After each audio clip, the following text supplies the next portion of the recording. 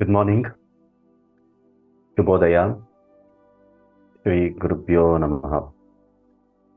Once again, a very warm welcome to all of you for this day 2 session of Introduction to Patanjali Yoga Sutras for Yogic Life by our beloved Yogacharya Sri Dr. Nagaraja Rao MK.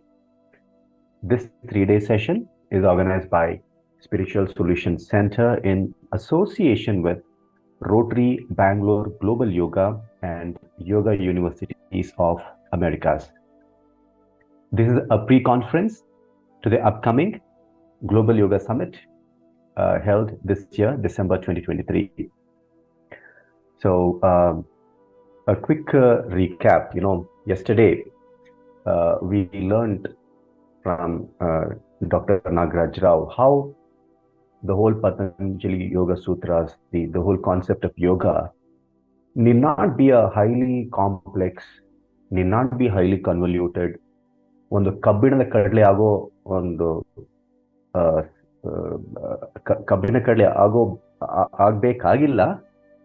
We can deconstruct it in a very simple manner, understanding the various faculties such as what is manasu, what is buddhi, what is chitta, antakarana, and he also told us what is the interrelationship between both of it, and how the history, we need not be, the history is almost like immemorial, right, from Lord Rama, Lord Krishna, and rather than spending more time in terms of putting a timeline, our focus should be in terms of actually practicing it, actually experiencing it, and then the asking the jignasa and all can come later on. So I'm sure we'll learn a lot more insightful intelligence in today's session. And so just quick do's and to-dos. Keep your video on. We'd like to see you all as much as you love to see us. Else we'll be just talking to almost like a virtual waltz. This will be a 1-hour session. Kindly keep a glass of water next to you. Sit in a comfortable position. Keep your mobile phone on mute so that you're not distracted. If at all you have any questions, put it on the chat, and one of our volunteers, Mr. Suvardhanji, will consolidate all of them, and then we will address it to Nagarajji. So as it's customary, we will begin all our sessions through Siddhata Dhyana, and I request my Guruji, Dr. Vishwanathji, to take over with the prayer meditation. Thank you.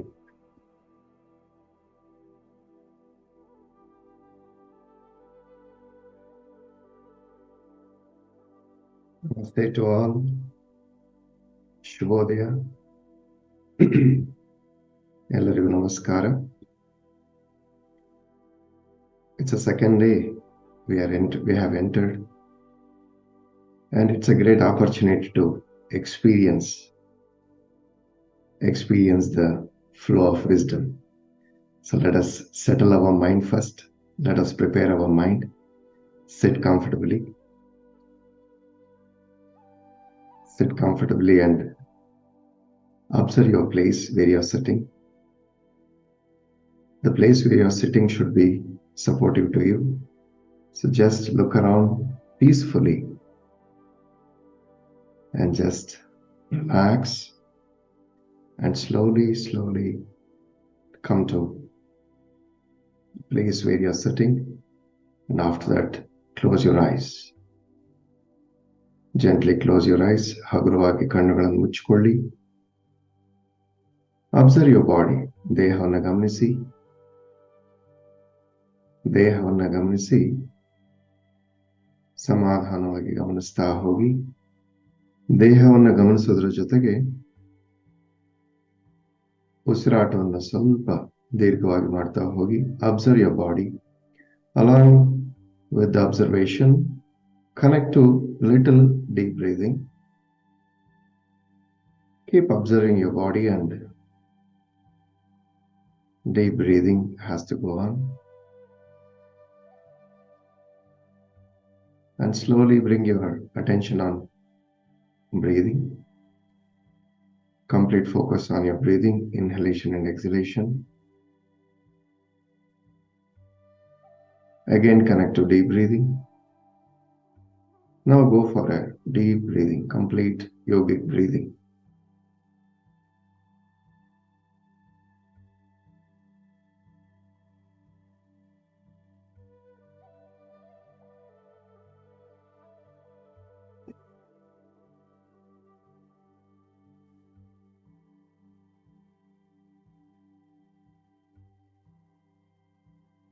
Now slowly focus on your heart center, Hridaya Kendra.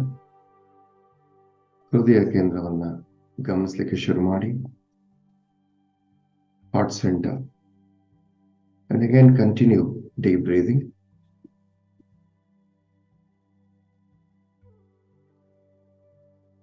Deep breathing.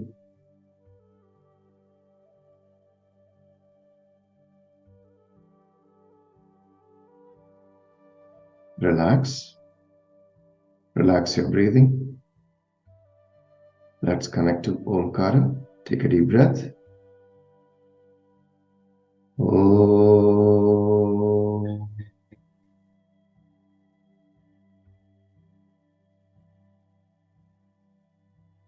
Relax. Deep breath. Om.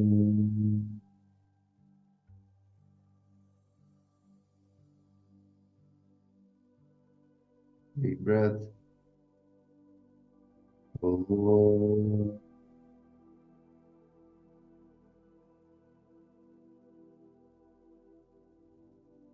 Vishranti. Relax. Observe the vibration of Om chanting. Feel it.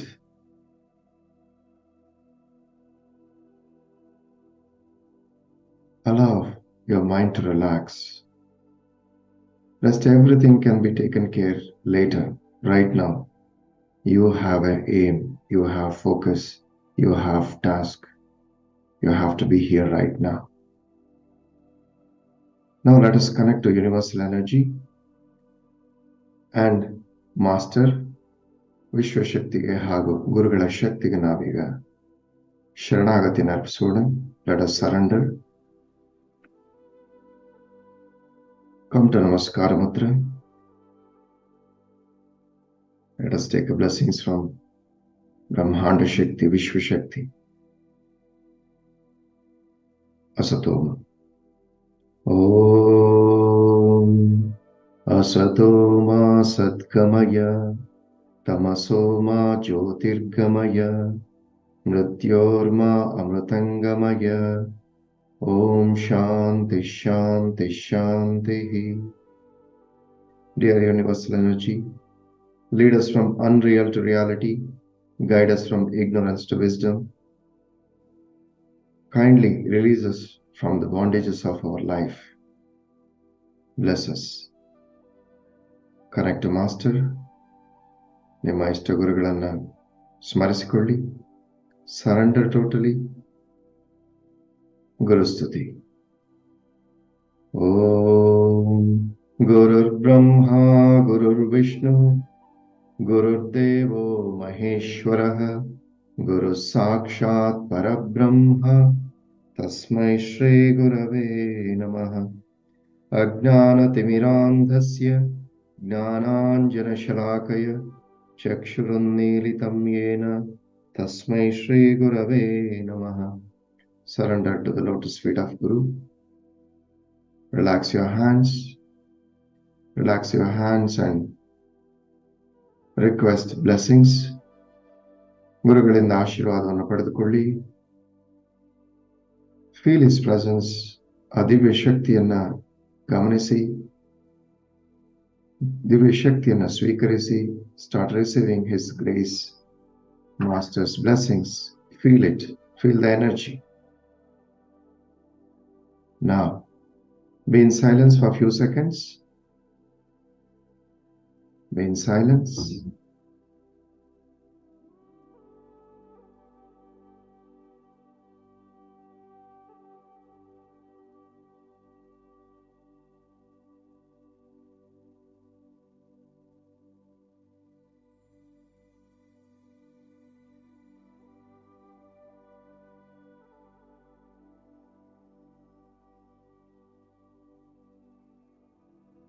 Deep breathing. Now set your sankalpa. Today is one more beautiful day, and we have a great master with us who is going to guide us, who is going to shower wisdom on us. Let us receive it happily. Let us take it for our life transformation. Let us use this wonderful wisdom for our upliftment. Set your sankalpa. Again, connect to deep breathing. Deep breathing. Now, slowly, let us come out of the prayer meditation of your palms. Gently keep it on your face. Just wipe your face. Slowly, slowly open your eyes and happily come out. Yes. Namaste once again. Yes, we have our master right here, Yogacharya Guruji Nagaraja Rao is right here with us. Again, it's a wonderful moment for us. When we asked him, I came into contact with Guruji in 2021. It was a great honor for me. He was a guide for my PhD. Then onwards, I started following him. And whenever I meet him, it is like meeting an encyclopedia, meeting a divine energy. That's what I felt. And his humble words, his guidance was always a great motivation for me. So we started asking him, we started requesting him, please guide us, Patanjali Yoga Sutras, great essence. So we were unable to do it from past 2 years, but the great opportunity came right now. And this has to continue. Definitely I request Cosmos, request of the great masters to bless us with this opportunity. And also we want to take it for a large number of people. I request each one of you kindly share this momentum, share this idea of experiencing and understanding Patanjali Yoga Sutras essence. Yes, we have Guruji right here.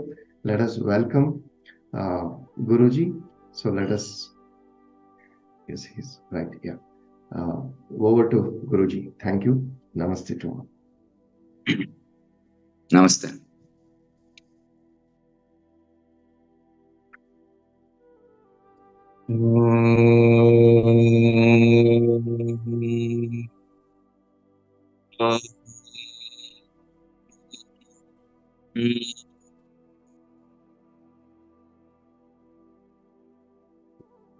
Patanjalim Vyasamukhan Guru Nanyascha Bhaktitaha Natosmi Vang Manah Kaye Agnanadvanta Bhaskara.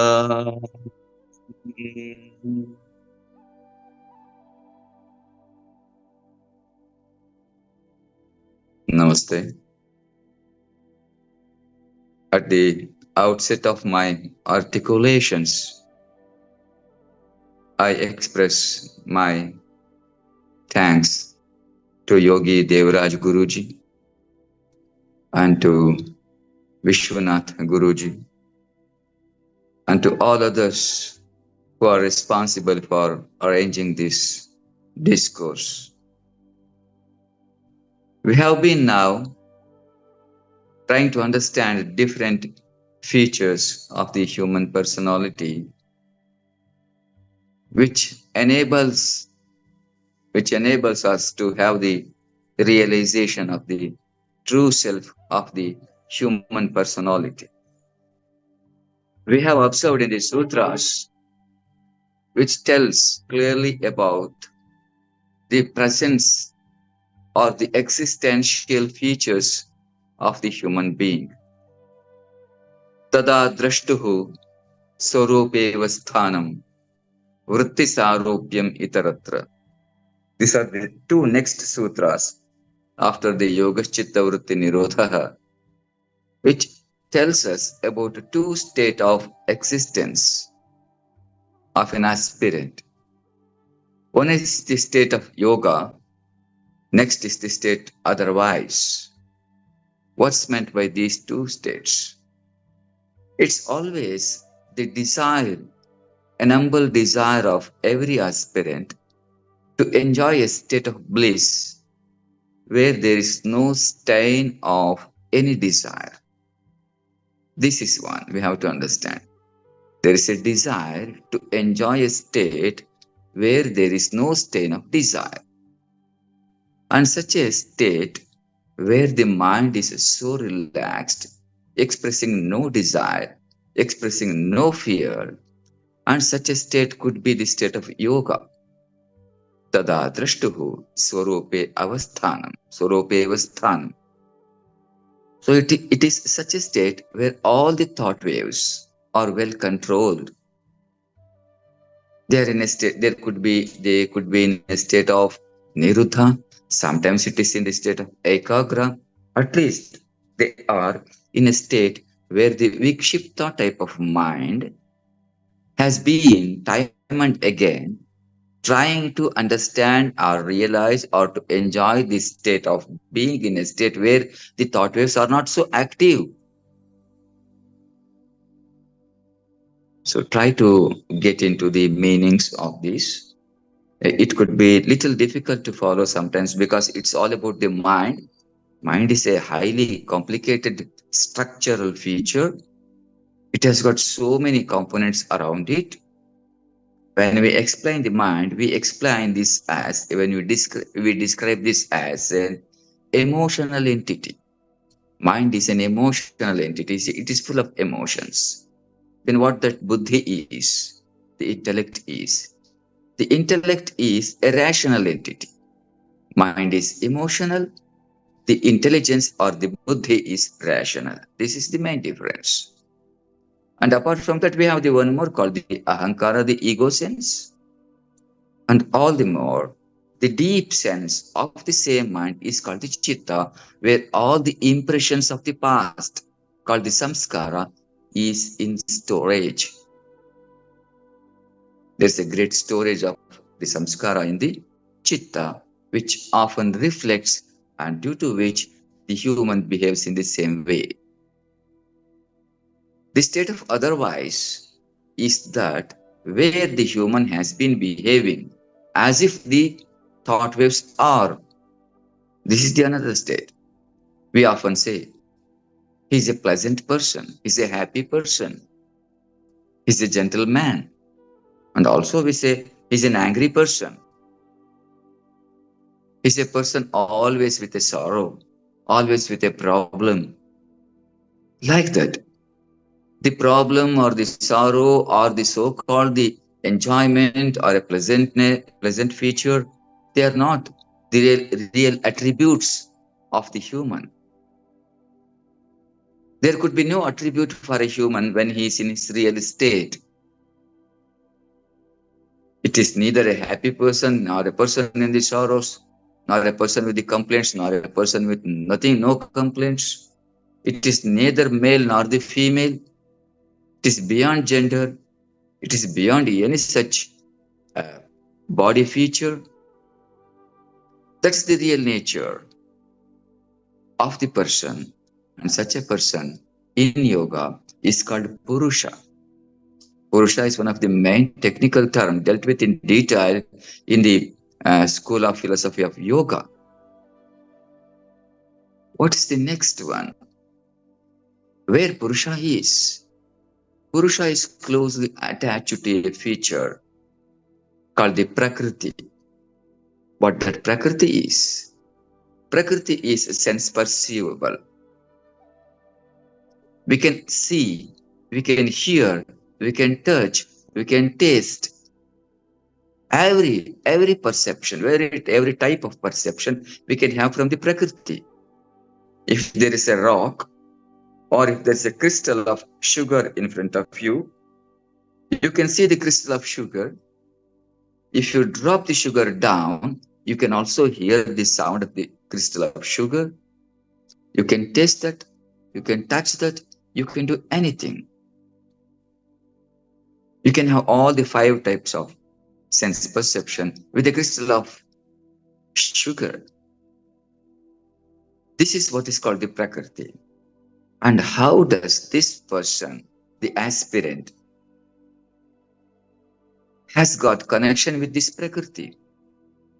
The closest Prakriti feature is one's own body. The body itself is the example of the closest Prakriti for the aspirant. An aspirant in yoga literature is called the Drashtuhu. Drashta means he's the seer, he's the viewer, he's the witnessing person. Of course, to say the word person may not also be right, but he is the embodiment of some energy which has brought from the universal energy. The energy is only the energy. There are no 2 energies in this nature. There is only one energy.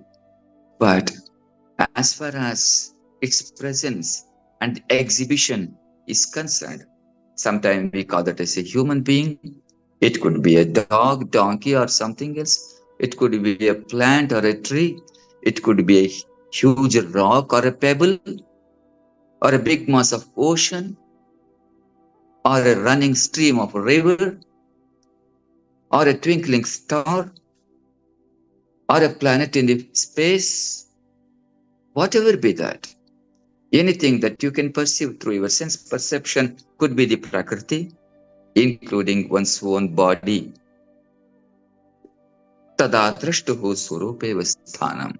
When an aspirant realizes his existential features and has brought a complete control over all the thought waves, and no thought wave has been rising again and again to reflect either the desires or the fears, such a state is the real state of that aspirant. Swarupeva sthanam. In his own feature, he exists because he has not been expressing any of his desires. The feature otherwise, he is always identified with his expressive features. They are called the vrittis, chitta vritti. Vritti is from a dhatu or a root called the vrit. Circular, it's called the circular. Vritti means circular. Sometimes it's also given a meaning called vritti means an action, activity. It could be so also. Vritti is also an activity. Vritti means it is a circular. Vrittayah panchatayah te krishta krishtaha. Because the vritti rises from one's own personality. It is not rising somewhere else. It is rising from my own inside. It could be inside or it could be outside. Whenever you consider your own consciousness, there is no inside or the outside. I said, tadantarasya sarvasya tad sarvasyasya bahyataha. So in this way, a thought wave may bring pleasure, may bring the pain also. To consider a thought wave a painful or a full of that brings the pleasure, it is one's own discretion. That is, something is happy for me, something is not happy for me. It is my consideration. For you, my painful thoughts thoughts. For you, maybe pleasure. It is, we cannot uniformly consider it.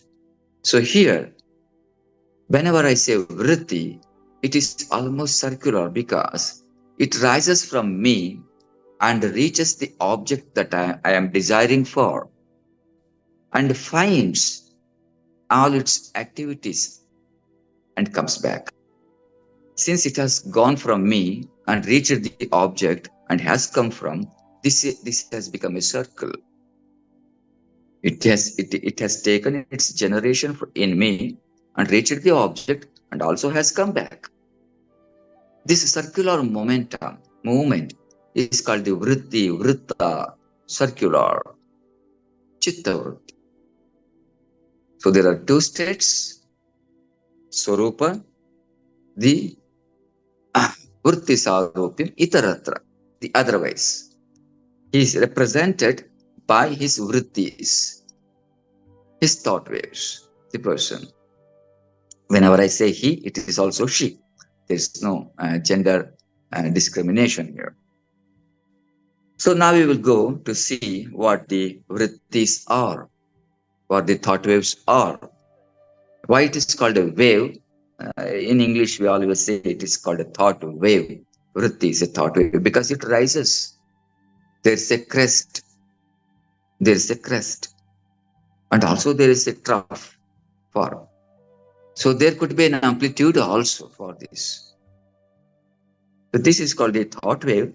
Vrittayaha panchatayaha te krishta krishta. There are 5 types of thought waves we can discover. And they could be pleasure bringing or pain bringing. They may bring the pleasure or they may bring the pain. That's why they are called, whenever it brings the pain, it is called the klishta. Whenever it brings the pleasure, it is called the aklishta. These are the 2 types of thought waves that we ought to have. And vrittaya panchataya, there are 5 thought waves, 5 types of thought waves. Pramana, viparyaya, vikalpa, nidra, smrtaya. These are the 5. Pramana is the perception, and viparyaya, the second one, is also a perception. The difference between these 2 perceptions, of course, this is about the sense perception. You are using your sense organs to have the perception, to know something about the object that you are focusing upon.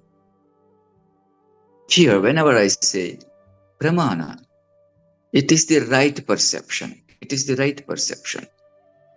Viparyaya, it is the wrong perception. What is meant by right perception? To call the spade like that. If you are looking at a pebble, you can easily understand it is the pebble. If you are looking at a big rock, omni rock, it is the rock. If you are looking at a person, it is the person. Could be a male or a female, an animal or a plant or a tree, whatever be that. It is the right perception that happens through your sense perception, using all your sense organs. This is called the right perception. The wrong perception, mithya gnanam. This is the mithya gnanam. This is the false knowledge you are gaining. The best example always we have heard is looking at a snake in a piece of rope in the dark, in darkness. Whenever there's a piece of rope on the pathway of your walking during darkness, it is out of the fear. It is out of the innate fear in you. You construe that as a snake. But from this, because I said, what works now? What works now is your mind. Your mind immediately says, that is a snake. But from inside, there's one more faculty in you called the rational one, is the intellect, is the buddhi. It's also logical. The intellect or the buddhi is also logical, not only rational, it's also logical. It says to you, it's merely a piece of rope. It is not the snake. But again, the mind says, it could be a snake. Why should you go near? Why are you going to test it? But the intelligence says, no, it is not the snake. It's not moving at all. Mind says, yes, it is moving. It creates the Brahma, the illusions. Sometimes it's also called delusion. It creates the Brahma. But when you shut the light there, you will see it is merely a piece of rope. Then what is meant by shedding light upon that object? It is nothing but looking at the object with your knowledge, with your experiences, with your true sense. That's why the light is called the Gnana. If you look at that with your Gnana, the knowledge, the realization, then you will find the true object. An object as object, and nothing attributions to it. Nothing attributions to it. Because it is always the case of the mind to attribute something. If a person is wearing a red color shirt, you will look at. What Buddhi says, he's a person with the red color. But what mind says, he's a person with red color, he could be dangerous. Whenever the mind looks at the red color, it says it could be dangerous. But the intelligence or the Buddhi says, he is a person with a red color, that's all. You need not say he's dangerous or he's helpful. Both may be wrong. Both may be wrong. Looking at the color itself, you cannot say it is helpful or the dangerous one. That's why during any transactional aspect, we have to understand who is active, whether the mind is active or the intellect is active or the sense of ego is working from behind. So, vrittayah panchatayah hate krishtaha pramana viparya vikalpa nidra smrtayah. Pramana is the perception, is the right perception. You are understanding the object as an object, that's all. But in the viparya, you are mistaking the real feature of the object. Mithyaro. It is, you are imposing something else. This is called the superimposition. You are superimposing the snake on a piece of rope. That's why they are bringing me the pain, also sometimes the pleasure. I always give an illustration how the thought waves are painful or they can bring pleasure also. For example, a person in the morning on his morning walk, passing on a way, and early in the morning from the restaurant on the wayside, a fragrance of all the preparations are coming out. Could be the fries from the restaurant. When he's passing on the way, from the other side of the road, the fragrance is emitting out. He inhales the fragrance and get attracted by it. But at the same time, he recalls the advice of the doctor, his doctor, who has suggested not to go for eating any fries. They are not good for the health of this person. Also not to eat in the restaurants, though it is attractive. It is the advice of the doctor. The desire which has went to the restaurant has comes out. A desire to have the experience of the fragrance, the mind in the form of a thought wave went into the restaurant and perhaps has seen everything there and also has come back. When the thought wave went to the restaurant and has come back, while coming back, the head is not up, it's not right up, because with a sense of shame, with a sense of disgust, it has come out. There's a discouragement for the thought wave because the thought wave could not make an enjoyment of the object that what it has witnessed there, because the advice of the doctor is echoing again and again not to have the food stuff in a restaurant. So this is a Krishna type of thought wave, which it has brought you a discouragement. It has not brought you the pleasure. Say we will consider the same fellow is walking the way. At the end or in a garden, some children are playing. Small babies are playing, children are playing. Of course, their mother is also taking care of the children. So happily they are jumping and crying and so on. When the same person looks at the children who are jumping so happily and playing so happily, his mind is so pleasureful. Again, the thought wave is going to the garden where the children are playing and it comes back. This is an Akrishta type of wave. In both the cases, actually the person did not go to the restaurant, only thought wave gone. In the second case also, the person did not go to the garden to see the children, but the thought wave has gone. In both the cases, it has returned also. When it has returned from the restaurant, it was a shameful occasion for the mind. When the same thought wave went to the garden to see the play of children, it was a happy occasion for the thought wave. So in both cases, only the thought wave has gone, not the person physically. That's why they are called the klishta and the aklishta. Something is painful, something is full of pleasure. But the question in yoga, do I need any type of thought wave which can bring the pleasure or which can bring the pain? Should I be with any type of thought wave?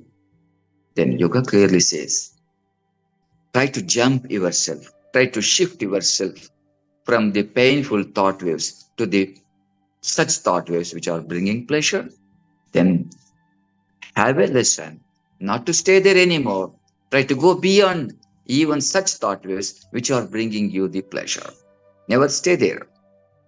You should go beyond such thought waves. Totally you have to quit all type of thought waves.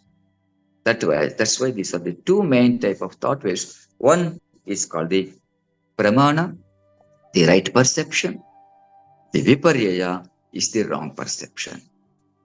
Then what are the types of pramana, the right perception? Three types of right perceptions are there. Pratyaksha, anumana, and the agama. These are the three types. Pratyaksha is the direct perception. It's the direct perception. If you are looking at an object, it is the direct perception. Another person need not explain or describe that for you. This is the pratyaksha. Then anumana. It is the inferential perception, inferential knowledge. Out of an inference, I am understanding something. On the top of the hill, if the smoke is rising, what do people say? There is fire on the mountain. Since there is fire on the mountain, the smoke is rising from there. So looking at the smoke, I decide that there is a fire on the mountain. Yatra dhumaha, tatra vanhi. If there is a smoke, there is a fire. It is my understanding. Out of my long experiences, I have understood if there is a smoke, there should be a fire. This is understanding. This is out of the inference. Anumana. This is out of the anumana called the inference. Next is testimony, verbal testimony or textual knowledge. I read several books. By reading, I get some knowledge. This knowledge may be right, may not be wrong. Or I hear the words of some person, trustworthy person, of course. Then I get knowledge. This is another type of gaining knowledge called aptavakya. Aptavakya, a trustworthy person. He guides you. Then you believe that there is nothing wrong in doing so and no loss is caused for you. You can have a faith or a trust in a person whom you actually believe. So it is the guidance. It could be your guru or your master, whoever be. So your master is feeding you a lot of knowledge. Then you are going to believe that. This is called the agama. Pratyaksha, anumana, agamaha pramanani. These are Of course, when you go to Vedanta, there we will describe a few more Arthapatti, Anupadapti, and so on. But as far as the yoga is concerned, there are only three pramanas. That is the Pratyaksha, the direct perception; Anumana, the inferential perception; Agama is the verbal testimony. Verbal testimony. Sometimes it could be textual also. Many times you recite Bhagavad Gita. You do not know what is the meaning of that very shloka is. But however, you are finding delight in it, in reading that again and again. After getting the meaning of that literature of the shloka, you may not be so satisfied, because on every moment, whenever you read that shloka, a particular verse from the Bhagavad Gita, you will be gaining a new knowledge out of it. That's why we never stop the recitation of the Bhagavad Gita. Or any such literature, of course, need not be Bhagavad Gita. You have been studying it, reading it, reciting it again and again, because on every recitation of it, you are getting a new knowledge out of the same verse. The same mantra. Many mantras, what we recite, we do not know the meaning.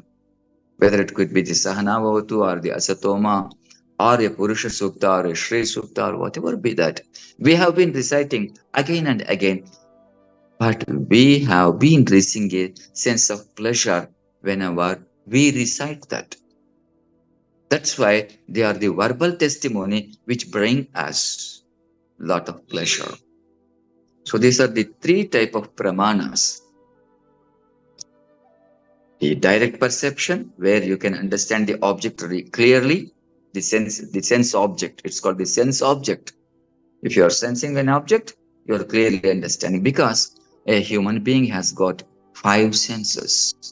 The visual, through which one can have the perception. It could be the visual perception through the eyes. It could be the auditory perception through your ears. It could be a tactile perception using your skin, an olfactory perception, and so on. Through your smelling, through your tasting, through your visual, looking through your ears, and hearing the sounds through your ears, and looking through your eyes, and so on. All the perceptions are bringing you the knowledge. And often we must understand, if at all there are no sense organs for a human being, do I have any thought wave? Yes, because there is a strong component in me that's called the mind, which generates always some thought wave. Because of some experiences, it's not the first occasion of this aspirant to witness his own body, because several lives have over. Bahoni janmani vitetani mamaiva tavacharjuna. Several lives have already occurred for me and you. Krishna says this. Several lives. We have taken several births. We have born like human beings, could be like animals, anything. Several lives are over for you and me, but the difference is, I know what I have passed through, you do not know. This is the difference between Krishna and the Arjuna. Krishna knows the way he has passed through, but as a human being, I am in a state of ignorance, do not know what the way I have passed through. So this way, there's a huge stock of memories or the impressions. They are called the samskara in me. According to the samskara, according to the storage of samskara, I have always been acting. Every action of me reflects my samskara. That's why people say he's a very good person. Also, they say he's a troublesome person. The attribution upon me as a helpful person, as a troublesome person, is according to my actions. They never look into my internal feature, the actual consciousness. Understanding of my consciousness is called sakshatkara, the realization, we can say. So this vrittaya panchatayahate krishtaha pramana pratyaksha anumana agama pramanani pramana viparya. The right perception and the wrong perception. Next is vikalpa. Next one is the vikalpa. This is another vritti or the thought wave. Shabda gnananupati vastu shunyo vikalpaha. There's only sounding. There's only sound. There's nothing actual there. It is the bombardment of the sound. Actually, there's nothing there. Something else is there. But we believe that. So out of that, we get a knowledge. If a person says, a friend of you comes to you and reports you, last week I had been to a forest. He says, he reports, your friend reports to you because he wants to see that you are excited out of his reports. He wants to bluff you, make you a fool. So he reports, last week I had been to a forest. You know what I have seen there? I could see a big egg in the shadow of a tree. What that was? It was the egg of a horse. Then you are going to believe that. Is that really? Could you see such a big egg there, over there? Then he says, yes. He goes out.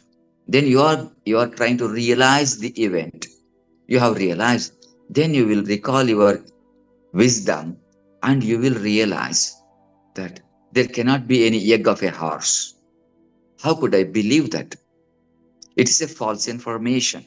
So this is called the vikalpa. Many times we believe what do others say. We don't use our wisdom to to have a realization. We don't discriminate that knowledge. At once we believe that. In Kannada, we have a proverb. I have forgotten. If one says the bullock has given birth to a calf, bring it to the stable. No, you cannot bring the calf of a bullock. There cannot be a calf for a bullock. It could only be for a cow. It's only for a cow.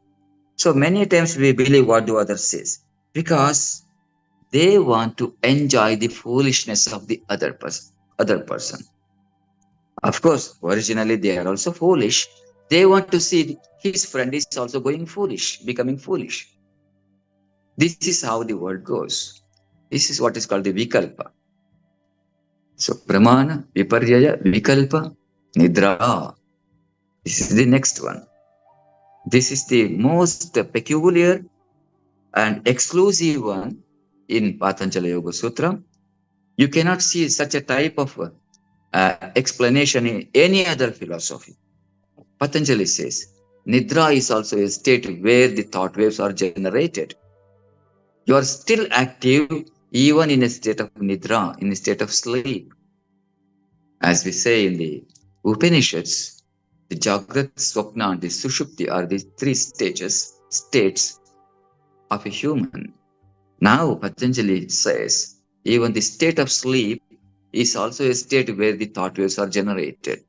He gives very good illustration. Of course, we have to go to Vyasa to look into the explanations. Vyasa has given an elaborate commentary upon this.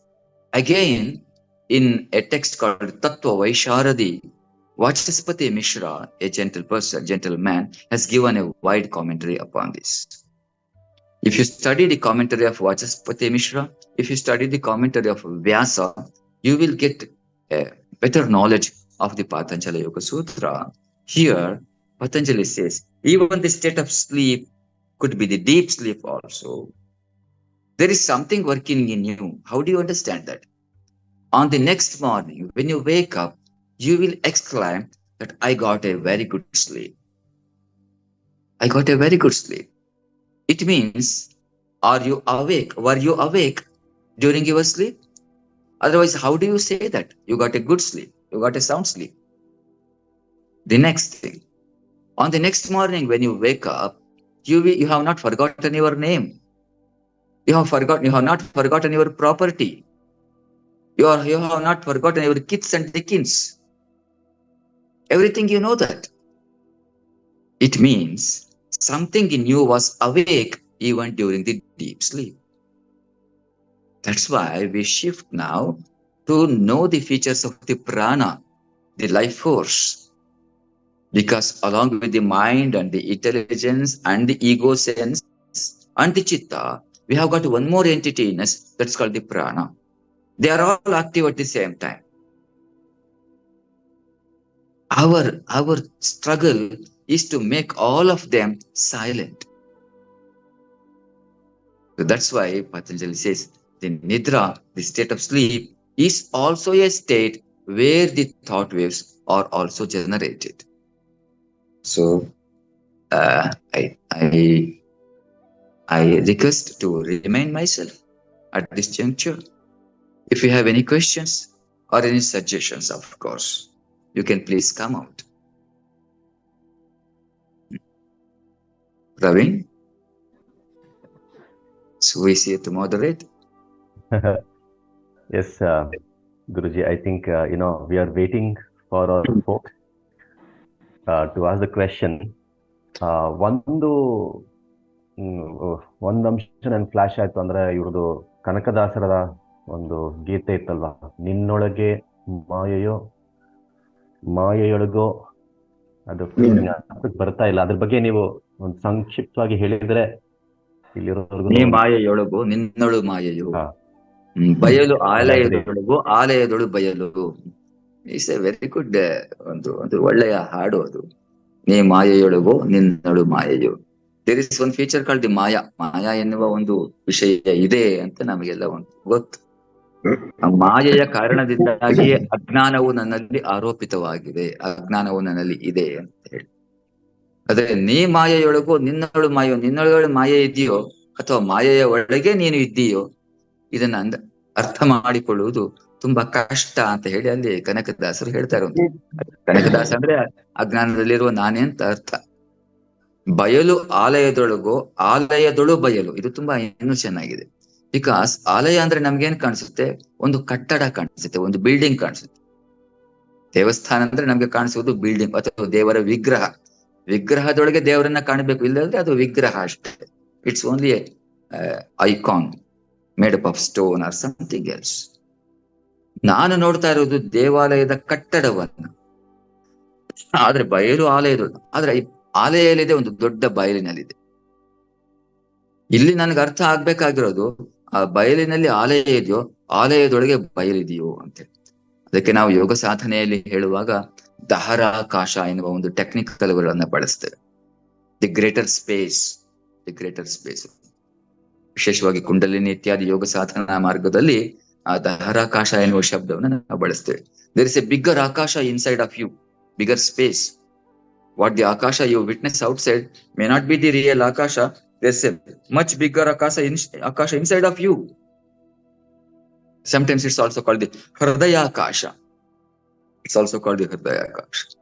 So ಇದು ನಾವು ಅರ್ಥ ಮಾಡ್ಕೊಳ್ಬೇಕು.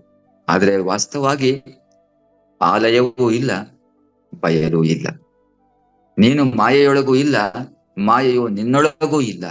ಈ ಒಂದು ತತ್ವವನ್ನು ಅರ್ಥ ಮಾಡಿಕೊಳ್ಳುವ ದೃಷ್ಟಿಯಿಂದ ಆ ಒಂದು ವಾಕ್ಯವನ್ನ ಆ ಹಾಡಿನಲ್ಲಿ ಹೇಳಿರುವಂತಹ. ತುಂಬಾ thank you Nagaraj. I think I'll hand it over to Suvardhan ji. There are a couple of questions which are there on the chat. Yes. Go ahead, Suvardhan. Yes. I think few of them we may be able to answer. Sure. Okay, please come out, Suvardhan. Okay, yes, ನಮಸ್ತೆ sir. ಇವರು ವೇದವತಿ ಅವರು ಕೇಳಲಿಕ್ಕೆ ಅಂತ ಅವರು unmute ಮಾಡಿ ಅಂತ ಹೇಳಿದ್ರು. ವೇದವತಿ ಅವರ ನೀವು ಕೇಳಬಹುದು ಈಗ ಪ್ರಶ್ನೆ. Please. So during sleep, the thought comes. Those are called as dreams. Thoughts which are not related to us also comes. How and why? How do you say you are not related to that? No, unusual, something like historical stories, something which are, we don't know them, but they come in dreams. You are telling that you do not have any connection, no relation with that. Since you are telling this, you have got a connection. Otherwise, you cannot tell that. Whenever you say, I do not have any connection with that, it means you have seen that, you have experienced that, so you have got a connection. Also, I have not explained the state of swapna or the dream. I have explained you the state of sleep. The sleep is not the state of dream. The state of dream or the state of sleep are different. I have been explaining the state of the sound sleep, where usually we find there are no thought waves. But on the next day, when you wake up, you will understand you had some thought waves, out of which you are able to recall everything. I told you about the deep sleep, not the dreaming state. The dreaming state is different. The deep sleep is different. The state of wakefulness is quite different. This is what is called the Jagrat, Swapna, and the Sushupti. The wakeful state, the dreaming state, and the deep sleep state. They are different. Okay. We will. There are so many. There's so much of explanation for this. Of course, in future discourse, we will discuss that. Any more such question, please? Yes, Guruji. Next question is from Venkatesh. He's asking, are thoughts generated 24/7? No, what's the question? Are the thoughts generated continuously, 24/7, Guruji? The 24/7 is only our measure. It's only our unit to know the time. Right. But the thought waves do not have any such time, any such occasion. It is always continuous. That's right. Why I said there could be a crest, there could be a trough for that wave. But the wave is always, it is continuous. Unless you bring a control over it, it is continuous. Continuous. Okay, excellent. Next question is from Dr. Jayanti. She asked, how does any injury or pain in the body gets amplified when mind is focused on it? It is the answer, it's not the question. When you focus upon something, it gets aggravated, it gets amplified. It's quite natural. It could be a pain or the pleasure. Right. Both. It is both. For example, if you are enjoying a sweet, something, the type of enjoyment differs from a person to the person. The same shower you are enjoying, the next person is also enjoying the same. But the type of expression is different. In the same way, if there's a pain out of a wound on your body, it differs. Ramakrishna in his last days was suffering from a disease. I think there was some pain for him, but he never perceived the pain. That was the state of Ramakrishna. I mean Ramakrishna Paramahamsa. If there's a small wound, a person may cry a lot, may express aggressively. It is always the experiences of the person. How do you react for the pain? How do you react for the pleasure? For a realized person, the pain and the pleasure are the same. Even a small pain, the mind may amplify. Even a greater pain, if you decide, you may not be able to receive that. You may not be receiving it and may not be expressing it. So it is the case of the mind always. Mind reflects, mind always dwells with the pain and makes it more and more. Thank you, Dr. Nagaraji. I think. Okay, for the day's sake, we will conclude. Friends, okay. Guruji, 1 minute. Guruji, just 1 minute. Just I want to make a small announcement. Mr. Praveen? Yes. Okay. Thank you, Guruji. Thank you so much, all the friends, because you are taking a lot of interest. Yesterday, I got few inquiries that whether we can start a certificate course in Patanjali Yoga Sutras, especially with reference to mental health, because we are concentrating on mental health this time. He is a real master who started the discussion about mental health. People who are interested in taking up the certificate course, just text me or text, in the place provided by SSC, Spiritual Solution Center, or Mr. Praveen, whomsoever you know.